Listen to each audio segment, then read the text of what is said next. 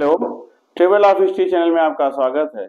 और आज हम जो चर्चा करेंगे वो भारत के एक ऐसे मंदिर समूह के बारे में है जिसके बारे में भारत ही नहीं बल्कि पूरा विश्व जानता है, लेकिन उस मंदिर की कलाकृतियों के बारे में लोगों को बहुत कम जानकारी है। तो आज हम उन्हीं मंदिर की कलाकृतियों के बारे में अध्ययन करते हैं, जिसे कि खजुराहो के मंदिर कहते हैं। अबू रेहान अल बिरनी, जो कि 1022 के आसपास आया था भारत, और इब्न बतूता 1335 ईस्वी का एक विदेशी यात्री रहे हैं, और इन्होंने अपने पुस्तकों में खजुराहों के बारे में बात किया है। ये पहले ऐसे व्यक्ति रहे हैं जिन्होंने खजुराहो मंदिरों के बारे में बताया था। इनके जो दस्तावेज थे यात्रा के, उसमें खजुराहो के मंदिर को 20 वर्ग किलोमीटर में फैले हुए बताया गया था, और ये बताया गया था कि इसके परिसर में 85 मंदिरों का एक समूह है। समय के साथ मंदिरों की संख्या कम होती गई और आज के समय में खजुराहो में 20 मंदिर दिखाई पड़ते हैं। चंदेल साम्राज्य ने 10वीं और 14वीं शताब्दी के मध्य भारत पर शासन किया था और उनकी कला और स्थापत्य में गहरी रुचि रही है। इस मंदिर के निर्माण का पूरा श्रेय उन्हीं को दिया जाता है। खजुराहो मंदिर से जुड़ी कई कहानियां और कई प्रकार के सिद्धांत आज भी चलते हैं। एक सिद्धांत शिव शक्ति संप्रदाय के विस्तार के रूप में इन मंदिरों के निर्माण की बात करता है, जबकि जो दूसरा सिद्धांत है वो कहता है कि यह मंदिर देवदासियों का प्रतिनिधित्व करता है, अर्थात ये देवदासी प्रथा को दिखाता है।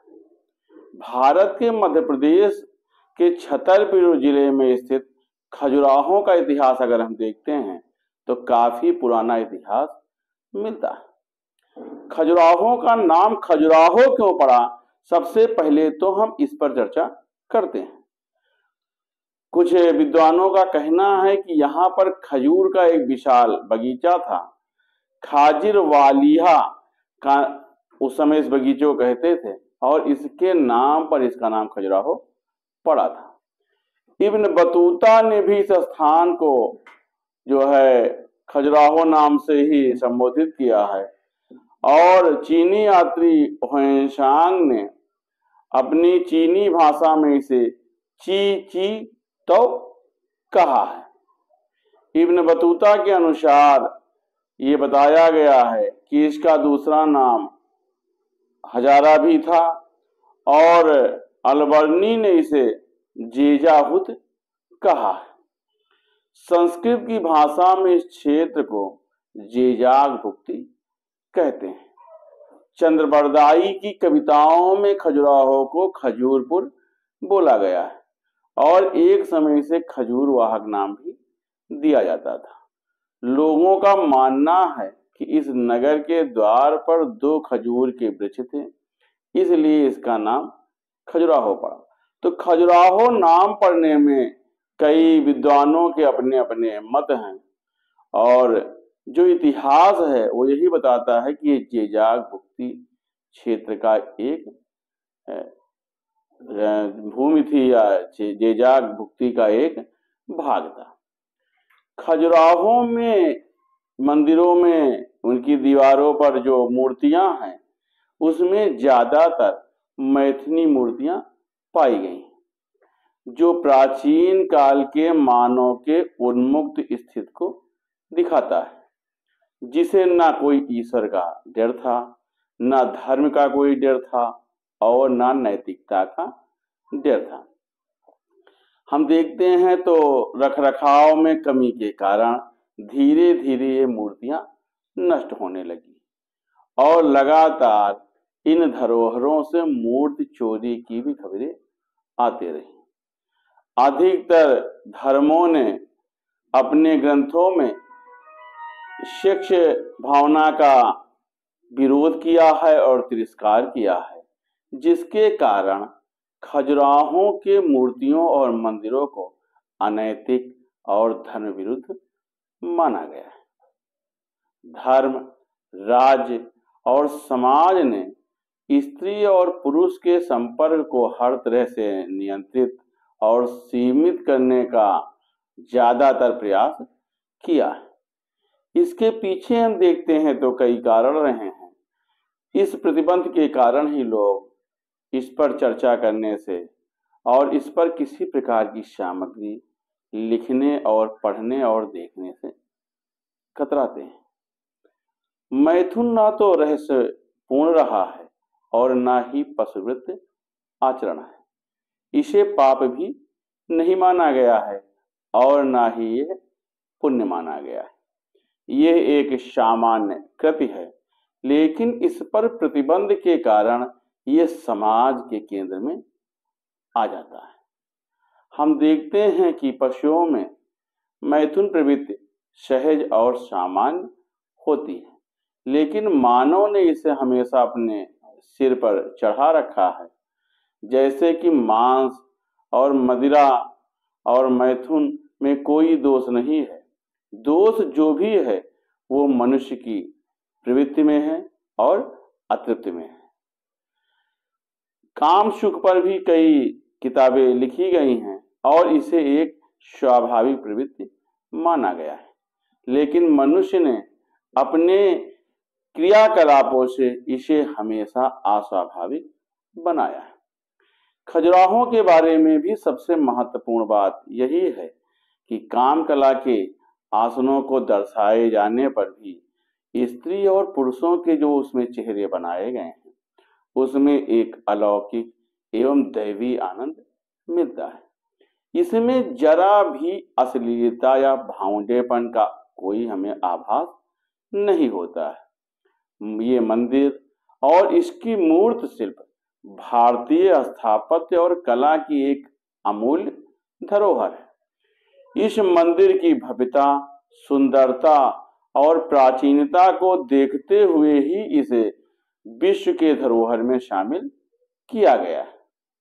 खजुराहों के मंदिर को देखने पर ये ज्ञात होता है कि खजुराहों में सभी मैथिली मूर्तियां अंकित की गई हैं, जो कि दिखाता है कि प्राचीन काल का मानव उन्मुक्त था और उसे किसी भी प्रकार से ईश्वर, धर्म और नैतिकता का कोई भय नहीं था। हालांकि ये मूर्तियां या ये जो मूर्त शिल्प हैं लक्ष्मण, शिव और माता पार्वती के जो समर्पित मंदिर हैं उनकी बाहरी दीवारों पर भी दिखाई गई, लेकिन इनके धार्मिक महत्व से हम इनकार नहीं कर सकते। जो सबसे पहला सवाल हमारे मन में पनपता है, जो कि स्वाभाविक है और ये सवाल सभी के मन में उठता है कि मंदिर जैसी पवित्र जगह पर इस प्रकार की मैथिली मूर्तियां क्यों बनवाई गई? जब ये बन रही थी तो क्या धर्म गुरुओं ने इसका विरोध नहीं किया? आखिर खजुराहों के मंदिर का जो ये ढांचा है या तंत्र है और कामसूत्र है, क्या इसमें कोई संबंध है? तो हम देखते हैं कि कामसूत्र में वर्णित अष्टमैथुन का सजीव जो चित्रण है खजुराहों के सभी मंदिरों की दीवारों पर दिखाया गया है और यह जीवंत होता दिखाई पड़ता है। 22 मंदिरों में एक मंदिर जो कि कंदारिया महादेव के नाम से है और काम शिक्षा के लिए इसे मशहूर मंदिर माना गया है। संभवतः कंदरा के समान इसका जो है प्रवेश द्वार होने के कारण इसे कंदारिया महादेव नाम दिया गया है। खजुराहो एक पर्यटक स्थल के साथ साथ मंदिरों के एक गांव के रूप में विख्यात है। यहाँ पर मंदिर लगभग 1000 साल से पुराने हैं, जिन्हें कि मध्य भारत के चंदेल राजाओं ने बनवाया था। हम देखते हैं तो खजुराहों के जो मंदिर हैं वो 3 भागों में बांटे गए। पहला है पूर्वी भाग, दूसरा है पश्चिमी भाग और तीसरा है दक्षिणी भाग। पश्चिमी भाग के जो मंदिर हैं, तो खजुराहो के पश्चिम भाग के जो मंदिर हैं उसमें हमें कंदारिया महादेव का मंदिर, 64 योगिनी मंदिर जो कि ग्रेनाइट से बना हुआ मंदिर है, काली माता का मंदिर, जगदम्बा माता का मंदिर है, और इन मंदिरों के उत्तर में चित्रगुप्त मंदिर, सूर्य का जो मंदिर है, विश्वनाथ मंदिर और मतंगेश्वर मंदिर स्थापित है। मंदिरों में स्थित प्रतिमाओं की जर्जर स्थिति को देखते हुए अब इनके कई मंदिरों में पूजा करना प्रतिबंधित कर दिया गया है। इसमें से केवल मतंगेश्वर मंदिर एक ऐसा है जहां पर आज भी पूजा चलती है, और मतंगेश्वर मंदिर खजुराहो का सबसे प्राचीन मंदिर है, जिसे कि 1920 ईस्वी में हर्षवर्धन ने बनवाया था। खजुराहो के जो पूर्वी भाग के मंदिर हैं, इस भाग में हिंदू और जैन दोनों देवी देवताओं की दुर्लभ प्रतिमाएं पाई गई हैं। मंदिर का एक जो भाग है वो खजुराहो गांव के समीप तक पहुंच गया है। पूर्वी भाग का सबसे बड़ा जो मंदिर है वो जैन तीर्थकर भगवान पार्श्वनाथ का मंदिर है। इसके बाद जो दूसरा जैन मंदिर है उसे घाटी मंदिर कहते हैं। इसी मंदिर के उत्तर में आदिनाथ का मंदिर है। मंदिरों के इस समूह में ब्रह्मा, वामन और अन्य हिंदू देवी देवताओं की मूर्तियां पाई गई हैं। दक्षिणी भाग के जो मंदिर हैं ये खजुराहो गांव से लगभग 5 किलोमीटर की दूरी पर स्थित है। इनमें जो सबसे अच्छा मंदिर है वो चित्रभुज का मंदिर बताया गया है। इस भाग के जो दक्षिणी भाग के मंदिर हैं इनमें कुछ दूरी पर सड़क तक जैन मंदिरों का भी समूह है, और इसमें कई जैन तीर्थकर की सुंदर और आकर्षक प्रतिमाएं और मंदिर बनाई गई हैं। यहीं पर मंदिर में लक्ष्मण मंदिर है स्थापित है जो कि 930 ईस्वी में राजा यशोवर्मन ने बनवाया था। ये मंदिर पंचायतन शैली के बने हैं और इसके चारों कोने पर एक एक उप मंदिर है। ये खजुराहो के मंदिरों की जो एक स्थापत्य भाग है कि वो पश्चिमी, पूर्वी और दक्षिणी भागों में बनाए गए हैं। लेकिन खजुराहो के मंदिर में जो साम्य स्थापित होता है, जो समान रूप से एक रूपता पाई गई है, तो उसमें हम पाते हैं कि लगभग सभी मंदिरों की दीवारों पर कहीं कहीं एकल तो कहीं कहीं सामूहिक मैथुन रत्न मूर्तियां वात्सायन के कामसूत्र में वर्णित और चित्रित अनेक आसनों का बोध कराती हैं। सामूहिक मैथुन के दृश्य तो दर्शकों के मन में एक अजीब तरह के कौतूहल पैदा करते हैं, लेकिन हम इन्हीं मंदिरों में देखते हैं तो हमें कुछ पशु मैथुन के भी गिने चुने दृश्य दिखाई पड़ते हैं, जिनके रहस्य को समझना आज भी हम लोगों के उस परे है या उसके बारे में हम लोग ज्यादा नहीं जानते हैं। मूर्त शिल्प की उत्कृष्टता ये दर्शाती है कि ये मैथुन मूर्तियां किसी तरह के पूर्वाग्रह या कुंठा से उपजी हुई रचनाएं नहीं है, लेकिन ऐसे दृश्य का उत्तर न तो मंदिर की दीवारों पर मिलता है और न ही किसी शिला लेख में मिलता है। जो सबसे पहला दिमाग में प्रश्न कौंधता है वो होता है कि क्यों बनवाए गए खजुराहो के मंदिर, आखिर ऐसे कौन से कारण रहे हैं।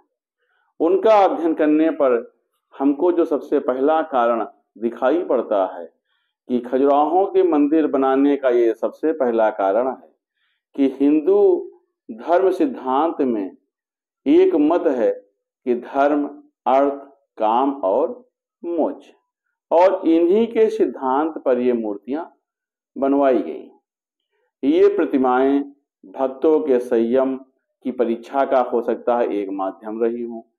मोक्ष के कई वर्गों में जो काम है वो भी उसका एक पार्ट है। सनातन हिंदू धर्म ने जिंदगी को 4 पुरुषार्थ के हवाले किया है। धर्म, अर्थ, काम और मोक्ष। एक एक सीढ़ी और एक एक सफलता और इन 4 पुरुषार्थों का जो समन्वय है वही खजुराहो के मंदिर में दिखाई पड़ता है। जो दूसरा कारण दिखाई पड़ता है, हम देखते हैं तो उस काल में लगभग 1000 ईस्वी के आसपास भारत में बौद्ध धर्म का प्रभाव काफी बढ़ गया था और बौद्ध धर्म के प्रभाव के कारण लोग गृहस्थ जीवन से विमुख होकर के अधिकतर जो युवा वर्ग था वो ब्रह्मचर्य और संन्यास की ओर अग्रसर हो रहा था। ऐसे में गृहस्थ जो एक वर्ग था उसकी संख्या कम हो रही थी और पुनः गृहस्थ धर्म के प्रति आसक्ति पैदा करने के लिए भारत में खजुराहो सहित देश के कई अन्य भागों में भी इस तरह के मंदिर बनवाए गए हैं। उनके माध्यम से दर्शाया गया है कि गृहस्थ की भूमिका में रह करके भी हम मोक्ष को प्राप्त कर सकते हैं। केवल सन्यासी या ब्रह्मचर्य के जीवन से ही हम मोक्ष को नहीं प्राप्त करेंगे, हम गृहस्थ धर्म का भी अगर पालन करते हैं तभी हम मोक्ष को प्राप्त कर सकते हैं। एक जो तीसरा कारण दिखाई पड़ता है वो दिखता है कि जो चंदेल राजा थे वो जो जेझाग भुक्त प्रांत में शासन करते थे और इस क्षेत्र में उस समय तांत्रिक समुदाय की वाम मार्गी शाखा का वर्चस्व था, जो योग और भोग दोनों को ही मोक्ष का साधन मानते थे। ये मूर्तियां इनके क्रियाकलापों की देन हो सकती हैं।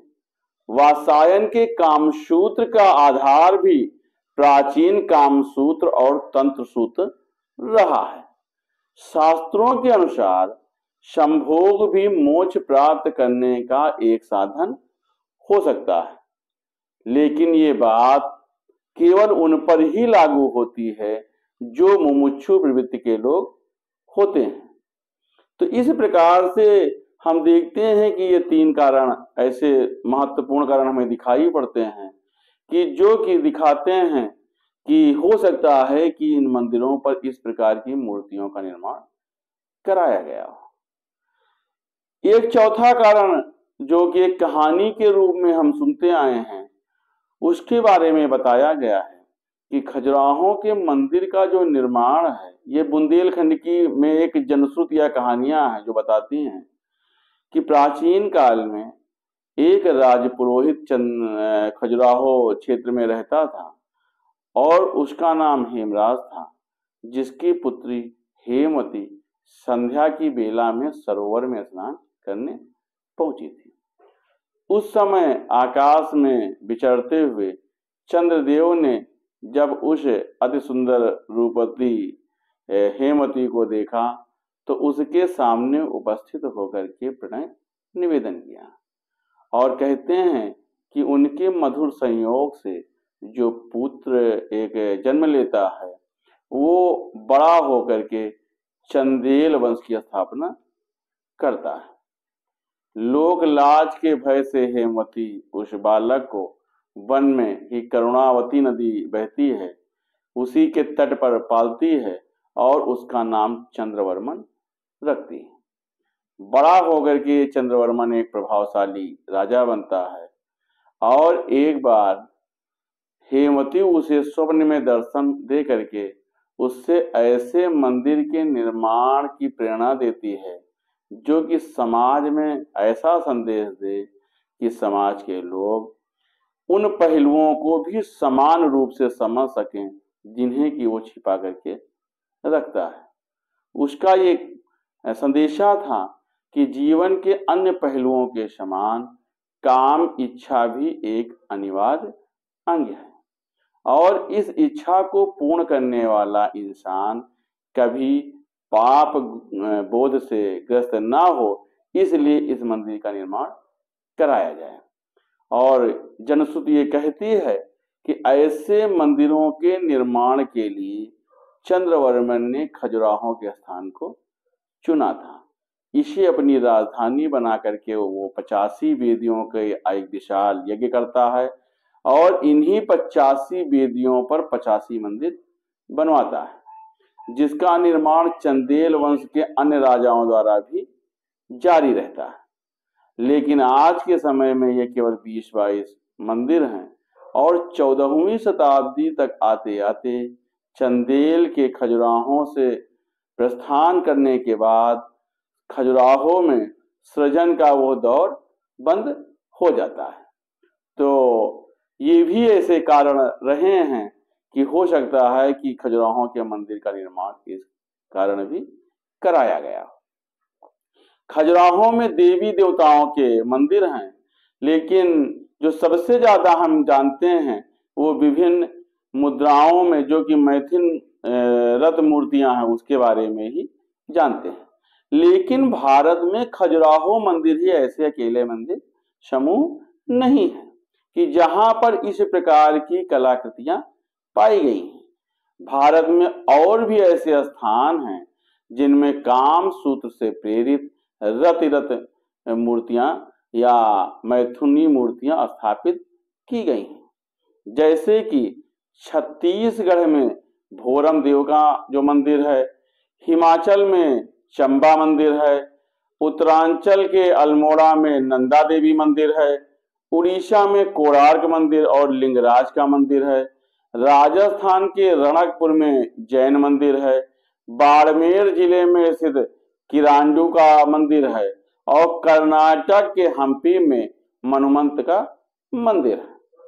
छत्तीसगढ़ की राजधानी रायपुर से 125 किलोमीटर की दूर स्थान पर एक ऐसा मंदिर है जो खजुराहो और कोणार्क के सूर्य मंदिर के समान ही दिखाई पड़ता है। इस मंदिर में कोई एक या दो मूर्तियां नहीं हैं, लगभग 50 से अधिक मूर्तियां पाई गई और ये सभी मूर्तियां मैथुन की अवस्था में दिखाई पड़ती हैं।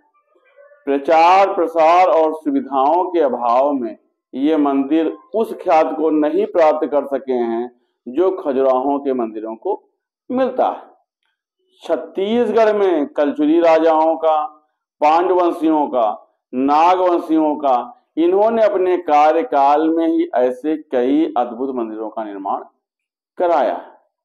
जैसे कि छत्तीसगढ़ के आरंग में, सिरपुर में, बिलासपुर में, बारूपुर में, महेशपुर में, छपरी, राजिम, जांजगीर ऐसे स्थान हैं जहां के मंदिरों के मिथुन शिल्प अपने सौंदर्य और कला के लिए जाने जाते हैं।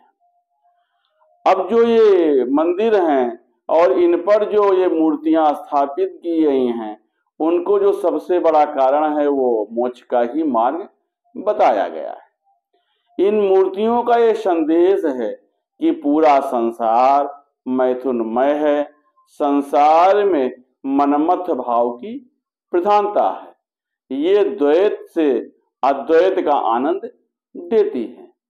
हिंदू धर्म में काम को कामदेव और कामेश्वर माना गया है। धर्म के अनुसार भी काम करते हुए, अर्थोपार्जन करते हुए, काम का उपभोग करते हुए मोक्ष प्राप्त करना संभव है और इसके लिए मनुष्य को प्रयत्नशील रहना चाहिए। प्राचीन हिंदू परंपरा के अनुसार रामायण और महाभारत में भी काम के प्रति अनेक प्रकार के रुझानों के दर्शन होते हैं। अपनी मूल प्रकृति में हिंदू धर्म और परंपरावादी वर्जनावादी नहीं है।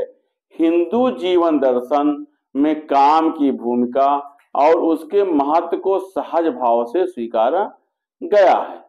उसे ना तो गोपनीय रखा गया है और ना ही वर्जित करार दिया गया है।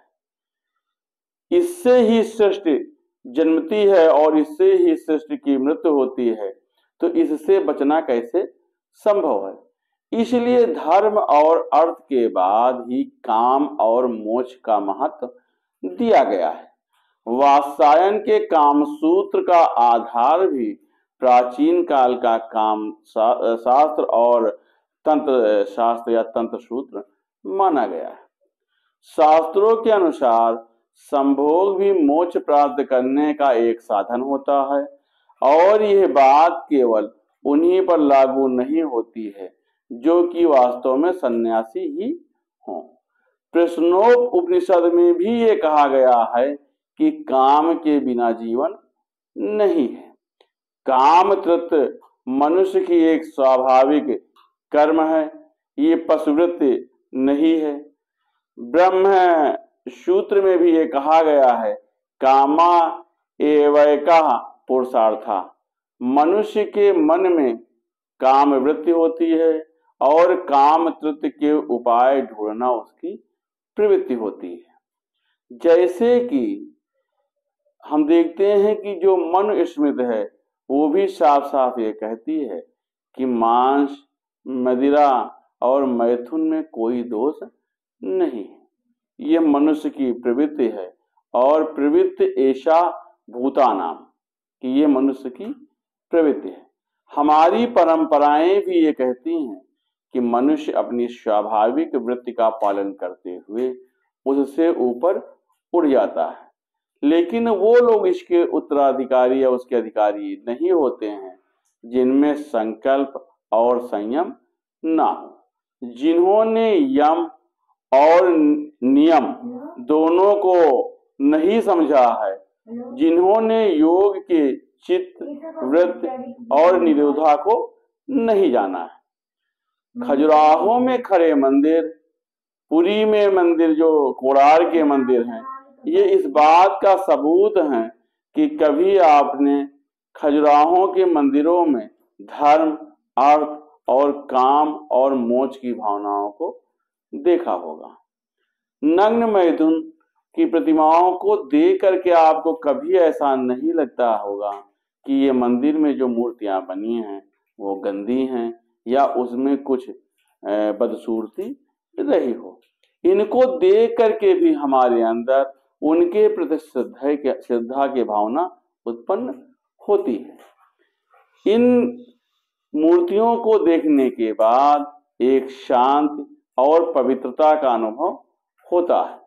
सबसे बड़ी बात तो हमको ये दिखाई पड़ती है कि ये प्रतिमाएं आध्यात्मिक काम सूत्र की भावनाओं का बोध कराती हैं और हो सकता है कि इसी कारण कि इसको जो है समाज में इसके प्रति किसी के मन में चोरी न हो और लोग इन भावनाओं को ओपन रूप से या खुले रूप से व्यक्त कर सके, इसलिए आज से 1000 साल पहले खजुराहो में मैथुन रथ या इस प्रकार की मूर्तियों का समावेश किया गया हो और बनाया गया हो।